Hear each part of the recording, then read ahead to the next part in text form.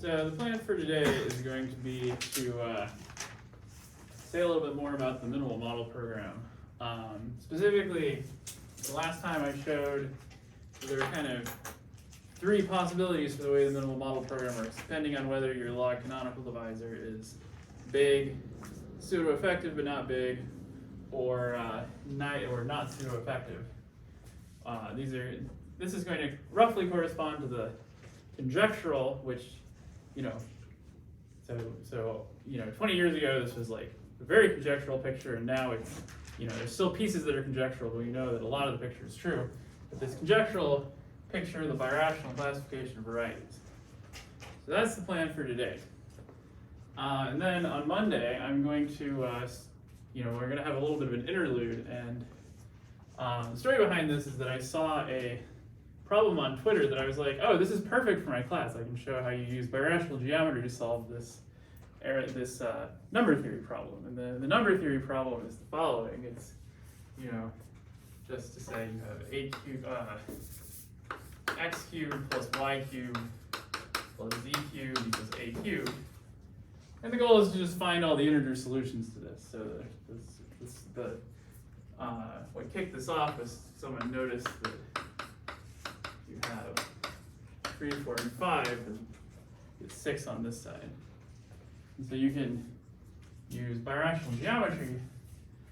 Well, you can use the theory of cubic surfaces, but there's a lot of this idea of all these blow-ups and blow-downs and that kind of thing that goes into classifying all the solutions to this. So on Monday, and this might take 2 days. So Monday and Wednesday we'll talk about this problem and find all the solutions to this equation over the integers. Okay, but for today I want to talk about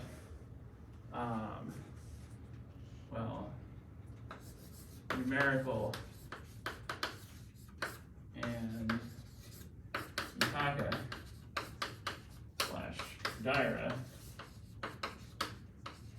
dimensions.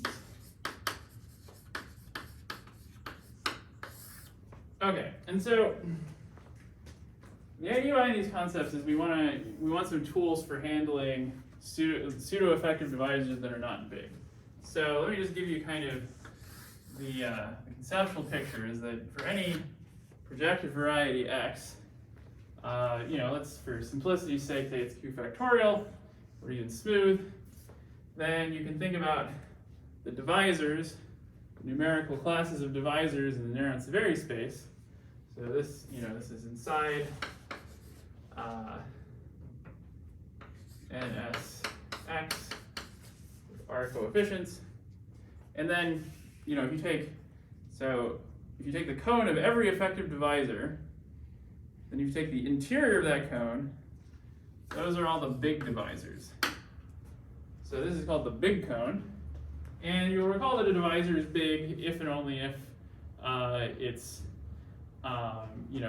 if its vector spaces of sections, as you take multiples of the divisor, grow as fast as possible. That is, they grow polynomially, or approximately polynomially in the multiple, where the degree of that polynomial is the dimension. So we'll just say to the side that big means D is big if HO of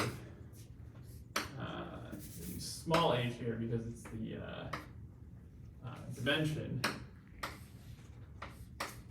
MD. This is like approximately m to the n. I'm not gonna. I guess maybe I want to use like big O notation, but I'm always like really sloppy with that, and I'm probably gonna get it wrong. So this is like, some coefficient, like c times m to the n. Okay, and then if you take the closure, so the big cone is the big classes are in the interior. If you take the closure of the big cone, this is the pseudo-effective cone.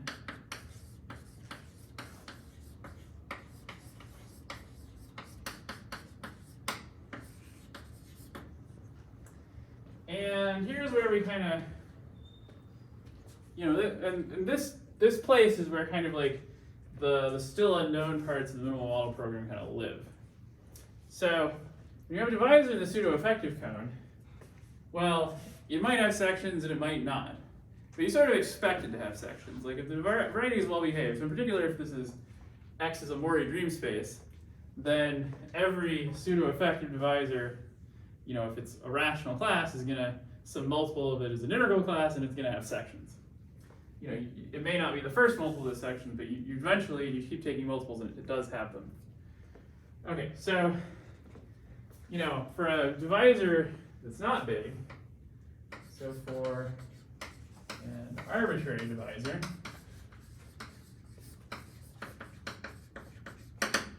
well, we have that HO of X O of MD, you know, this grows like a big divisor on a variety of some dimension, you know, this is going to be some integer. And so this integer, kappa, well, it could be 0, 1, up through the dimension. Or of course, if D is outside the pseudo-effective cone, you could have that there's no sections at all, in which case we just have a minus infinity there. So, you know, this is you know, so you can define this as sort of like, you know, the log of, you know, it's like the log of the growth of the number of sections divided by m, something like that, or divided by the log of m. Okay, so then this number, kappa, is called the Mitaka dimension of D, and we say that it's the Kadir dimension in the specific case when we have the canonical divisor. So for D equals kx, and maybe like kx equals delta, you know, this would be called the Kadir dimension.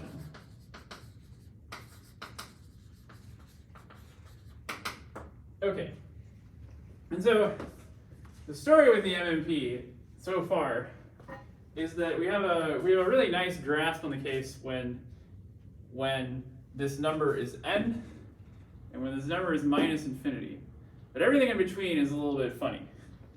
I mean, it's, you know, it's not that it's funny, it's just that, you know, the tools that we have, there are problems in that case which namely boil down to the abundance conjecture that, you know, make these intermediate cases tricky.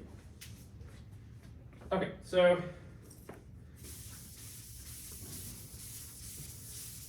let me just kind of remind you what happens for curves, and I'll talk about some surfaces as well, just to see how they fit into this classification, and then how these ideas let you extend those kind of classical theories of classification to higher and higher dimensions. So for curves, and so now I'm just going to write, you know, maybe I should write kappa of D here.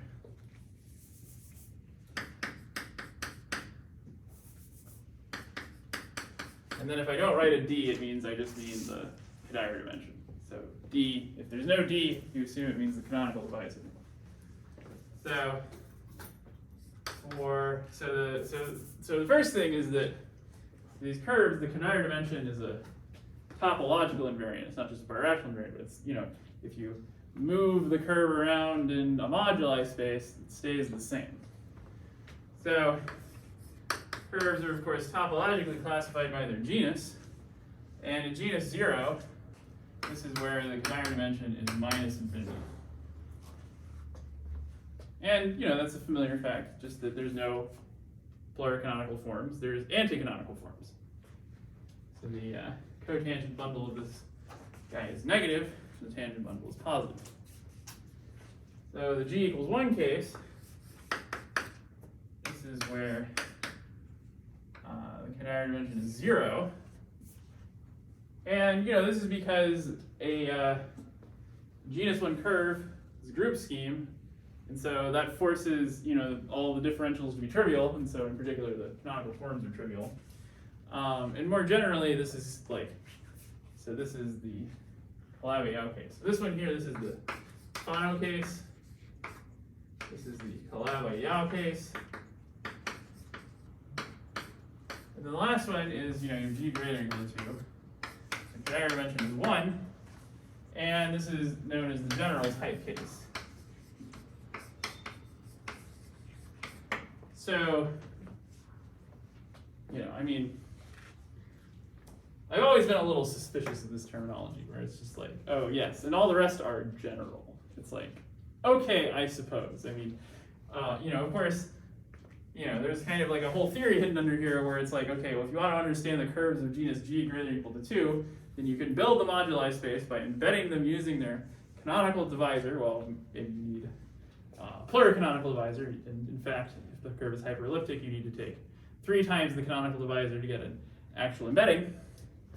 But that allows you to construct the moduli space, and then you can talk about the moduli space of curves, and then that's considered a pretty sensible classification theory. Of course there's still mysteries there, but we have the space, you can build it. In fact, we can, it's still an area of active research to study the geometry of that space, and also what it tells you about curves. But these are the things that you have, you can get your hands on it. In low genus, you have lots of computational tools. And so, classification of curves is, I'd say, a very well understood problem. Okay, so for surfaces, the classification, is a little more complicated, but it's still pretty tractable.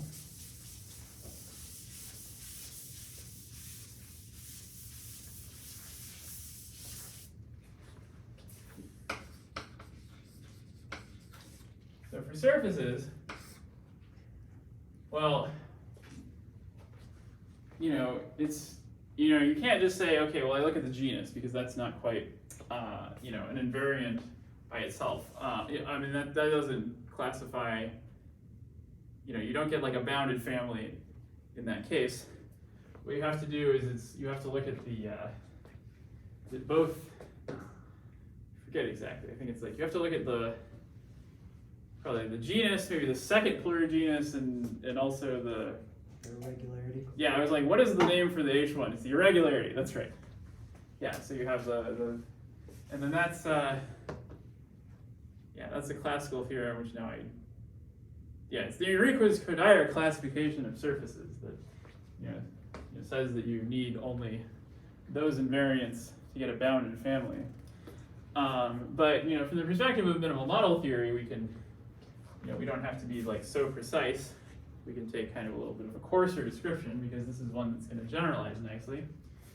And so we just, instead of thinking about the genus, we just think about that number kappa.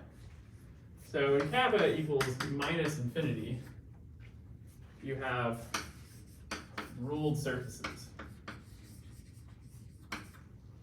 And this is no accident, because what happens is that if you run the minimal model program, so the idea is you have your MMP, so this is the picture of the MMP for Kodaira dimension equals minus infinity. So what we do is we do the MMP with scaling, so we start with an ample divisor, and then we push it in the direction of the canonical divisor.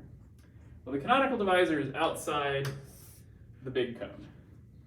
So this is Kx, and then this is where we stop. So this is our canonical, I guess this is called the ample model of the MMP. You run that MMP with scaling, and then you get, a nice model here. And so what this gives you is it gives you, x is birational to some x prime, and then this is fibered over some z. And the fibers themselves are Fano varieties. And that's exactly what it means to be a ruled surface, is that you are fibered over a curve in P1s. Okay, so you can just say, well, okay, so maybe, maybe it might not be a ruled surface, but maybe it's birational to a ruled surface. And then I should also, of course, all rational surfaces are birational to a ruled surface. But the point is, if you have P2, then the fibration you get is P2 over a point. And, and so of course this includes things like Delpetzos, which are themselves the Fano varieties in dimension 2. Okay, and then way down at the bottom we're going to have general type. And the scary stuff is what's in the middle. Or, I mean, I guess it depends on your perspective, but if we go down way down to the bottom, we have general type. And then here you have like the Bogomolov-Yau inequality and like Noether's theorem. I mean, you have Noether's theorem for all of these things. But you know, you can, you know, there's some, you know, some inequalities and formula the invariants have to satisfy, but I'm not really going to get into that. But you know, the idea here is that you always have a canonical model. But you know, if you just start with your arbitrary surface and you run your MMP with scaling, and then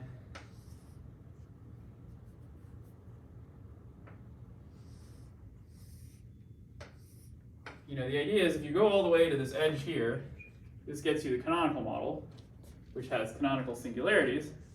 But if you just stop just shy of there, this gets you the minimal model.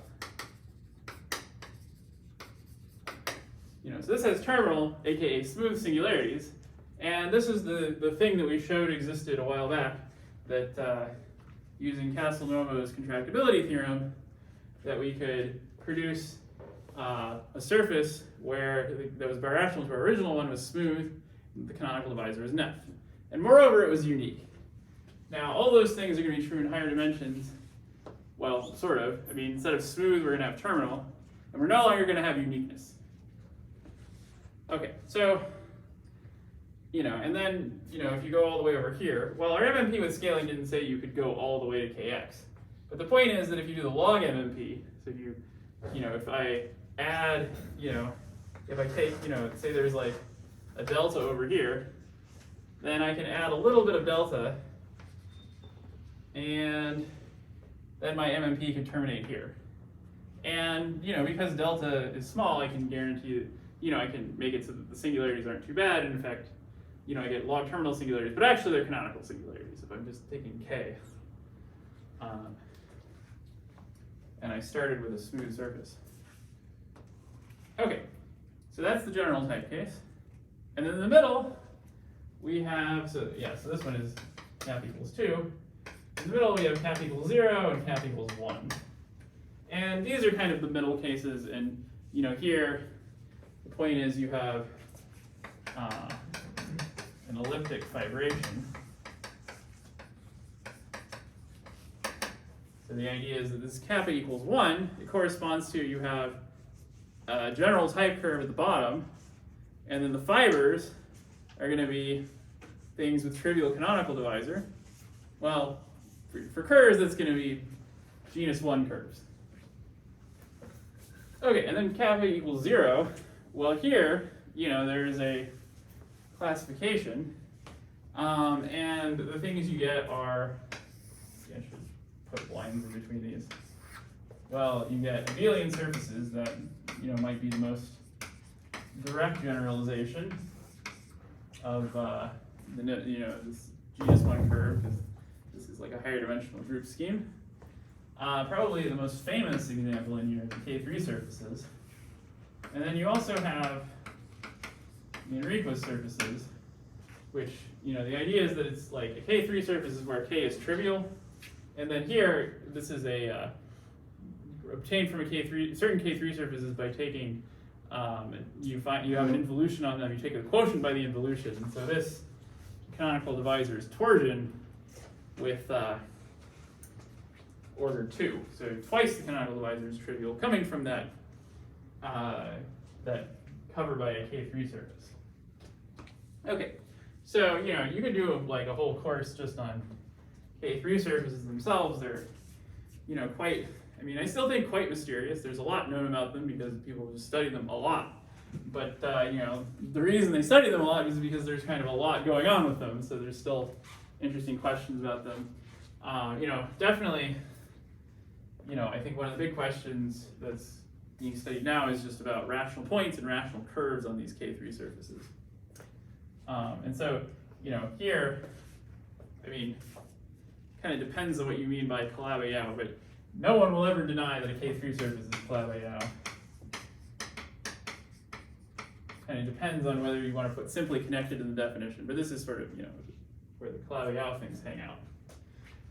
And then, so these go together, and the idea is that, let me just move this down.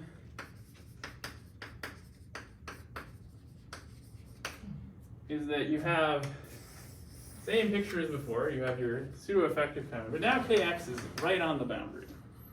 And it could be that this is like, when I say right on the boundary, it could just be the cone point at the bottom.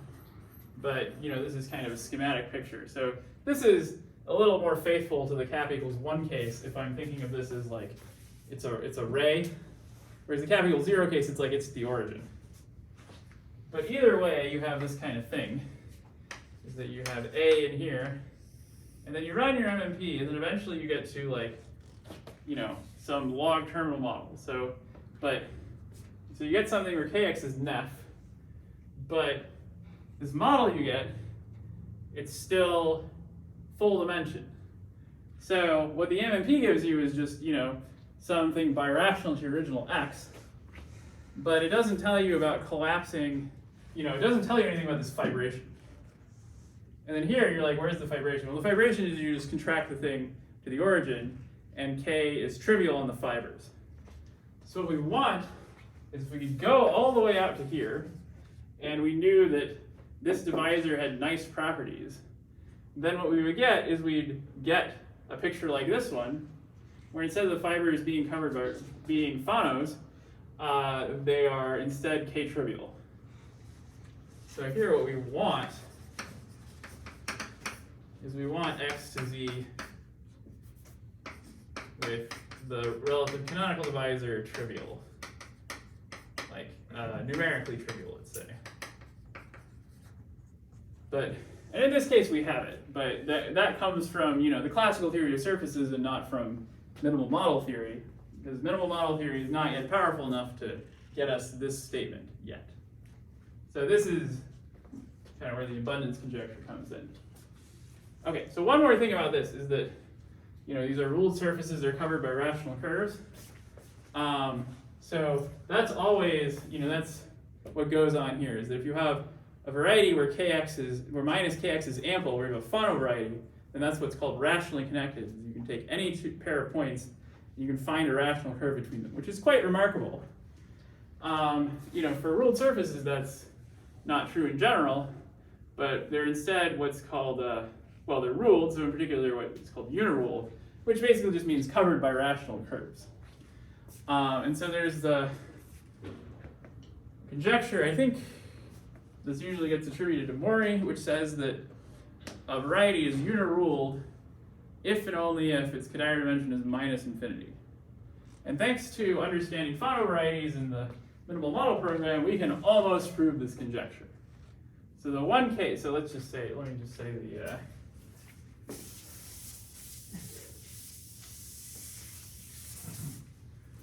conjecture. I think I usually see this attributed to Mori, so that's who we're gonna put there. Probably this is one of those conjectures that's been kind of stated in various forms by lots of different people, of course.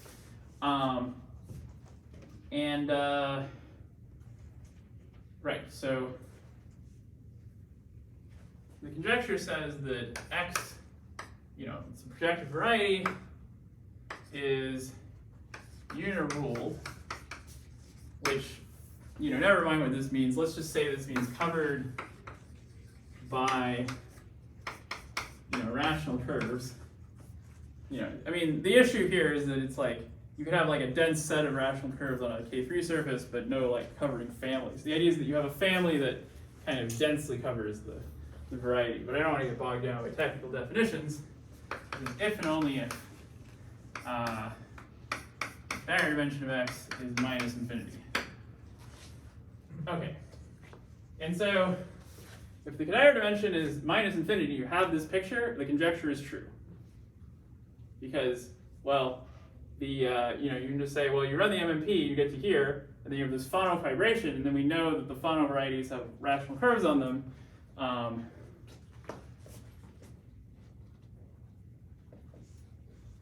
don't know who to attribute that theorem to, but think like Mioka is one of the people, maybe Kolar. Anyway, I'll look it up some, or if you need the reference, ask me. But you know, these are all the fibers here are in fact rationally connected, so covered by rational curves. And then in the other cases, well, if you have pluricanonical forms, then you can if you have any pluricanonical forms, so if the Kadir dimension is positive, is not negative, so it's not minus infinity, then you can rule out a large family of rational curves, you know, basically by using the adjunction formula and saying, well, if I have a curve that moves a lot, then I can take my canonical form, restrict it to the curve, and you know, because it's like moving a lot, then when I restrict it, I have to add a positive bundle, and that gives me a contradiction because I shouldn't have any pluricanonical forms on my curve. So this is true if K is not pseudo-effective. I'll just write Ceph for that. And it's true if kappa of x, my kappa is not like too much like my k's, is greater than or equal to 0. So the one case that's missing is when I have Kadir dimension minus infinity and the canonical divisor is pseudo-effective. And the abundance conjecture says that can't happen. So the gap. So what if K is Ceph, but no pluricanonical forms?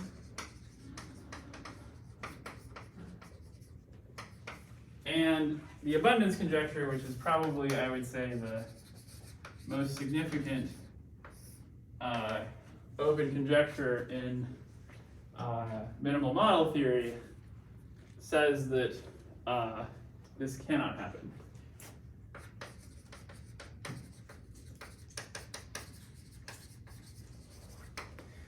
I mean, here, all you have to do is just produce a single section. We don't even know how to do that. Of course, if K is big, then of course it has lots of sections, just like by definition. And so you may think, well, that's like not a very significant thing to say.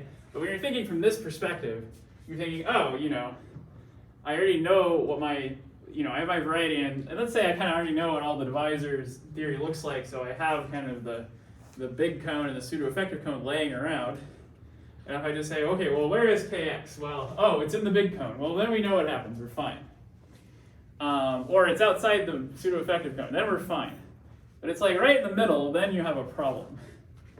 So that's kind of the state of, you know, so minimal model theory lets you understand, you know, this case here where K is outside the effective cone, the pseudo-effective cone, and this case here where it's inside the big cone really well. It's just this edge case that we have trouble dealing with. Because it's like, you know, I mean, the way I kind of like to think about it is that our techniques in minimal model theory kind of, you know, you need to maneuver a little bit. And so having like a lot of space around your canonical divisor is really helpful.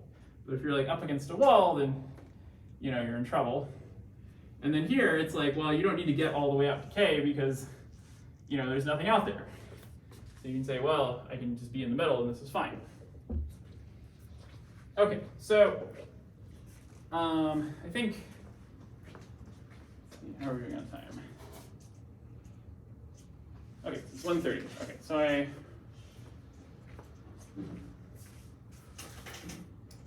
want to say a little bit about the numerical dimension, which I think a good reference for this is Brian Lehman's thesis. Because when I was looking it up today, that was the first thing I found, and I was like, oh yeah, it's always nice when you find someone's thesis because those are like, you know, it's like they put more details in, it's longer, you know, you can, you know, there might even be an example, you know, where it's like the published paper, you know, they're like, you have to make it short, you have to make it terse, you know, and so like my point here is that the thesis, well, you know, it may be like take a little longer to like find what you're looking for, it's like easier to read. So if you're interested in this, that's a good place to look. So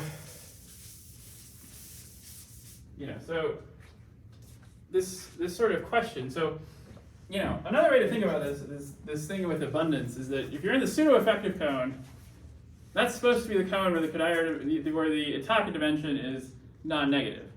We don't know if that's quite true. So the idea is we want to replace our notion of Kadire Itaka dimension with a different one that's sort of a little better behaved with respect to the cone. And that's the numerical dimension.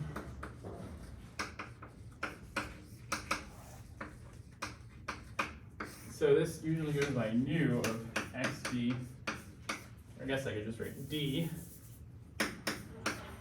X being sort of implicit. And so I was looking at Brian's thesis and I was like, oh wow, there's a lot of different characterizations of this I didn't even know. To be honest, this is a concept that I wasn't really like super familiar with, despite having like referenced it in papers. So, you know how that goes. So I think the kind of the nice geometric way to think about this is the dimension of the largest v in X with d restricted to v big. Okay, and then this should be like closed, certainly. So this is like a nice geometric definition. This is equivalent to a sort of more algebraic definition, which is kind of like, I think this is the one that's like conceptually quite nice, and then the one that you can like actually prove things with is if you take h naught of x, a O of a tensor MD for fixed ample A, and I want like, I want this to, where you're thinking of A as fixed, but it should be like, chosen to maximize this quantity, the growth rate of this. So, you can't just take an arbitrary ample divisor. You have to take like one that's sort of large enough to produce a lot of sections when you twist it by MD. But this should grow like a constant times M to the numerical dimension. So, you look at the pseudo-effective cone, and now this is like the actual cone picture. And the idea is that if you're like moving along here, along this like pseudo-effective ray of the cone, you might not be getting very many sections, but it's just like, oh, it's just because like, of some, it's because of some sort of small phenomenon that when you iron it out using ample divisors goes away. The idea is you say, okay, well, I just move it by this ample divisor, and the ample divisor does have to, you can't just take any ample divisor. So the example I can give you here is like, if you take an elliptic curve, a genus 1 curve, then, so it's, gosh, now I have to think, but I believe it's the,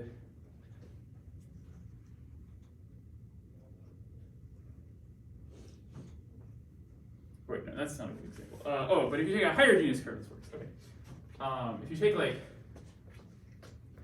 a positive genus curve, like a curve of large genus, then most of the degree 1 divisors don't have any sections, right?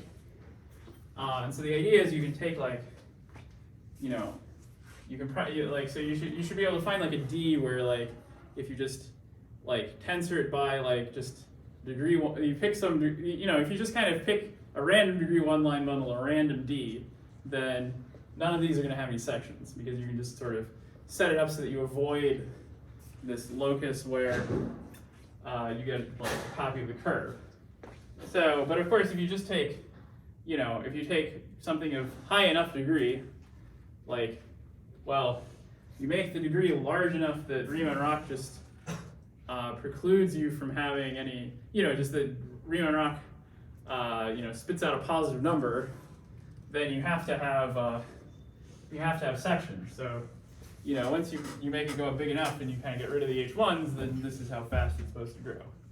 This is another way to think about it, is that it's like, oh, you know, there's some like homological obstruction that's like preventing you from having sections, and then you just kind of push it away with the ample divisor. Okay, so this is the numerical dimension.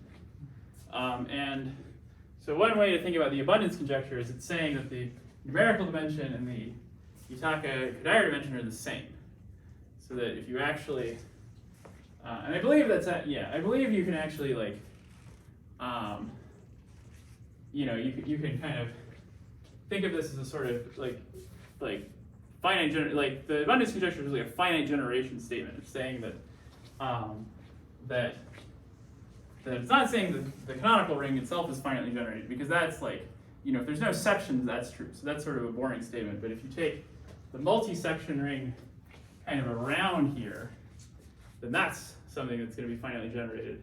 And for that to be finitely generated, you need like nice behavior with when I send A to 0 that I shouldn't lose a bunch of sections. And it's, you know, it's just like this, the Zariski example I showed, you know, several weeks ago, where you have a divisor that's big in Neff and not semi-ample. Well, here you're not like big. It's the same kind of idea where, you know, you're getting you're more and more sections as you crawl up this way, but they can't come from here. So this sort of precludes finite generation. So the idea is that you can think of this abundance as being a statement about finite generation of one of these like adjoint, well, it's not an adjoint time ring, but something like close to the Cox ring. But you can also think of that as saying something about the equality of this numerical dimension and the Kodaira dimension.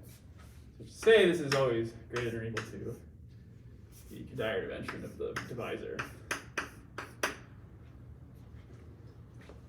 Okay. So, sorry, so what is the relation of the V and A? Like, how do you get this set? Or... So how do you find the A? Like, how do you know when A is large enough? No. The A. How do you construct this like set V? I mean, what? Okay, so you should. I mean, you should really take like. So you should calculate for every A. You should calculate the exponent here, and then you take the supremum over all A. That's like the real definition. Yeah, but I see. But like, is this related to this whole set? Like, I mean, those two equivalent definitions. Like, I don't get it. Like, are you asking like what are the quantifiers on A? No. Like, can you comment on this equivalence? Oh. This closed V. That's what you mean. Yeah. Oh, like where does the V come from in terms of A? How do you construct V from A? Well, if I had to guess, I would say you just take, you intersect, yeah, I mean, that probably does work, actually. If you just take, like, the right number of sections of, general sections of A and then intersect them, then that should get you your V, because then, yeah, I mean, the idea should be something like, you know, I mean, you have to set up exact sequences and kind of check, but it should be something like the,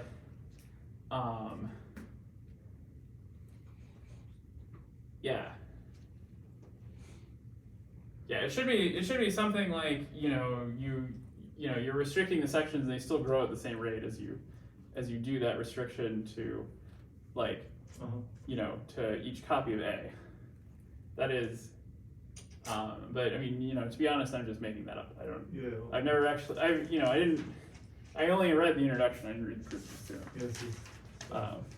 So if you actually want to know the answer to that question, read Brian's thesis. But I think that's probably what it is you can just say, well, I can just, restrict to A and then wash, rinse, repeat. And, as long as I'm over, as long as, and then until I take the dimension of my thing below this, it's still gonna grow at that rate. But yeah, I mean, that's gonna, like, well, let's try it, let's see what happens.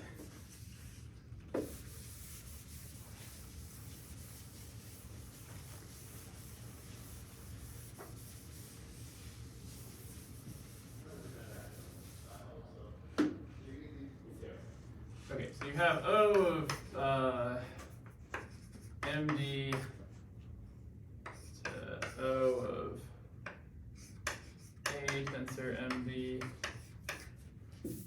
to O sub A tensor MD. This should be plus. Notation, this goes to 0.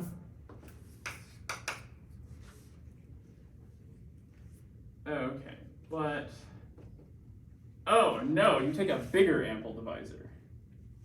Okay, here's what you do. So you say, because like the idea is like, you know, this A, I didn't say, you know, like the idea is like, I'm just choosing A to maximize this K. So the idea is I take A prime, let's say A prime is bigger than A plus B, right? This is going to be the key idea.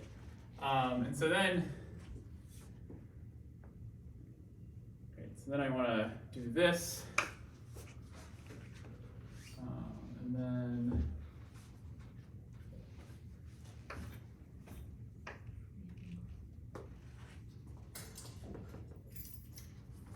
and then I want to do A prime minus A here.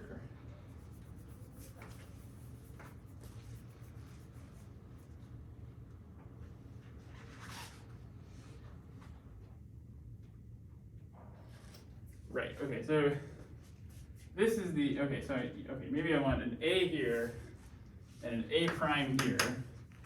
And then here this is MD plus A minus A prime. Okay, can you all see that?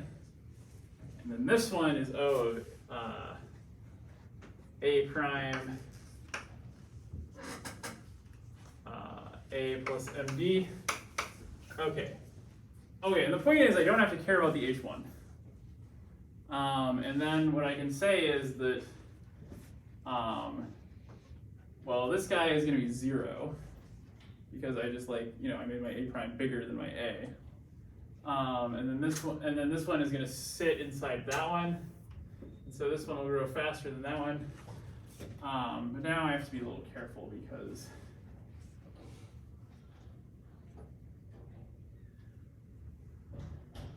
So is it just like this A is giving you some embedding into projective space, and then the hyperplane sections of that projective space are giving you these V's? well, it's that I want to choose it a little bigger. The A, yeah. Yeah, I mean, I want to choose it a little bigger because I want this one to vanish, and then the sections of this are going to be small. It's going to be like fewer of them than the sections of this. So that's going to say the numerical dimension is bounded like in this way, as long as the thing isn't big. And so, well, okay, where am I using the assumption that it's not big? Well, the idea is that my A prime is supposed to drag me out of here no matter how many D's I add. So the idea is that like A prime might be like 2A. Okay, yeah. All right, so let's just say, you know, so set A prime equal to 2A. There we go. So we go 2A here, and then here I have MD minus A. Okay. You can see like the trial and error here, but now this is going to work. The idea is that because D is not big, this has no sections. Because if you take a pseudo-effective minus an ample, then you're going to land outside the pseudo-effective cone. Because, you know, another way to, because equivalently, it's like a big divisor is one that can be written as effective plus ample. So if this were effective, then MD would have to be big. Okay, and so now you say, okay, well then the exact sequence just says, well, here if I restrict to 2A, then I have more sections than I did here. So this is growing fast, so then the growth rate has to be at least as large as the growth rate here. And so I get that nu of 2A, I mean this is kind of terrible notation, but you know what I mean by this. I'm just taking an ample divisor from twice the class. D, this is at least as big as nu of xd. So, yeah, so this is really an iterative construction. But so let's see. But it doesn't, you know. And then the other thing is like it doesn't have to be like 2A here. It could just be anything larger than A. So the idea is you have to. So it's a little bit finicky. So the idea is you have to take a divisor that's a little bit larger than A, and then one that's a little bit larger than that one, and then one that's a little bit larger than that one, and you keep intersecting them. And then the argument stops when D is big, because then suddenly this has sections. Because, you know, once D is big, then this has to grow faster than this one because this has lower dimension. Okay, great question. And then now I kind of wonder, well, you know, how do you go the other way? It's interesting.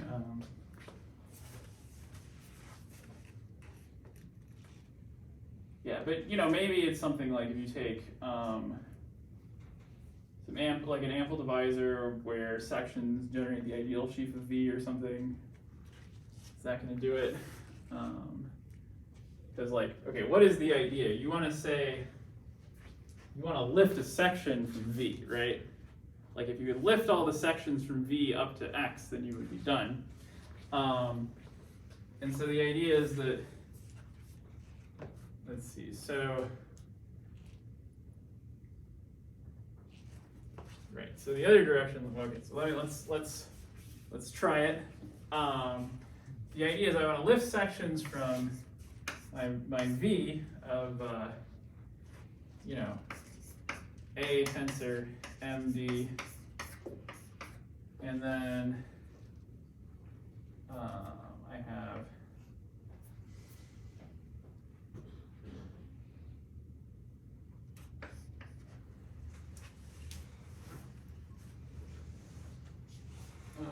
you'll have O of X, A tensor MD.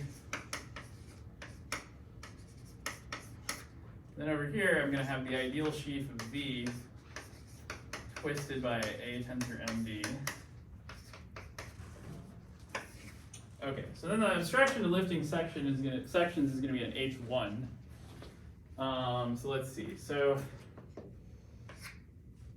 but yeah, I don't really see how to like. I mean, certainly if you choose A large enough, this H1 vanishes, but like not for all twists by D, I would think. So for this one, I think I'm, you know, I mean, any ideas? Like you know, of course, I would say check Brian's thesis for this one, but you know, this is kind of how I'd set up this problem, but I don't really see how to make this H1. I mean, you don't even have to make it vanish so much as like make it small, right? But even that is kind of. So you want to choose A such that what's the idea? Like. Yeah. Okay. The point is like you can always make A bigger. Yes. Right. And so, you know, you want to choose some like, but the issue here is that like, I don't see how, you know, because D is the thing that's growing. So you know, no matter how big you make D, you're always going to pull out of the ample cone. So I don't think you can choose this so that the H1 vanishes. But like that's okay. You know, the H1 doesn't have to vanish; it just can't grow too quickly. But for this, yeah. So for this one, I don't. Yeah, that's a great question. Can you just spell the name of the? You said there is this thesis, but. Oh yeah. The thesis is Ryan Lehann, I think. No. If I spelled his name wrong, I hope Brian doesn't watch this. I think that's correct.